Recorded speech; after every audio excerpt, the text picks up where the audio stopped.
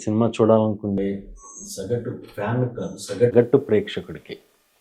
సగటు ప్రేక్షకుడికి నేను అదే చెప్తున్నా. అంటే ప్రభాస్ గారిని ఇంత ఎంటర్టైన్మెంట్ మోడ్లో ఆయన మన కోసం ఇలా చేసినప్పుడు మనం ప్రేమించే హీరో డెఫినెట్గా మిస్ అవ్వద్దని చెప్తాను. ఎందుకంటే మళ్ళీ ఇలాంటి సినిమా సాంగ్స్ ఇవి ఇలాంటి ఎంటర్టైన్మెంట్ మళ్ళీ ఎప్పుడు చేస్తారో ఏంటో మనకు తెలీదు.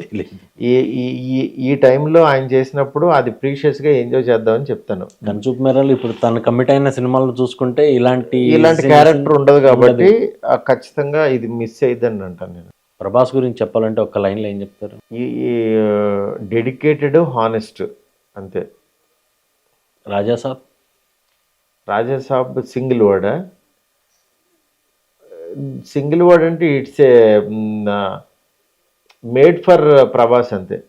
విఎఫ్ఎక్స్ ఒక ఎమోషనలా లేదంటే ఒక కల్పితమా? విఎఫ్ఎక్స్ ఇందులో ఎమోషనే, కల్పితం కాదు. అసలు మీకు అది పెట్టినట్టు అనిపించవు. లవ్ సినిమాకి యాక్షన్ సినిమాకి ఏంటి మీరు ఎక్కువ దేనికి ఓటేస్తారు? ఆటోమేటిక్గా లవ్ సినిమానే. నాకు యాక్షన్ సినిమా కూడా రెగ్యులర్ యాక్షన్ సినిమా అనేది నాకు ఇంట్రెస్ట్ ఉండదు. Right sir, all the best. Right sir, thank you so much sir, thank you so much.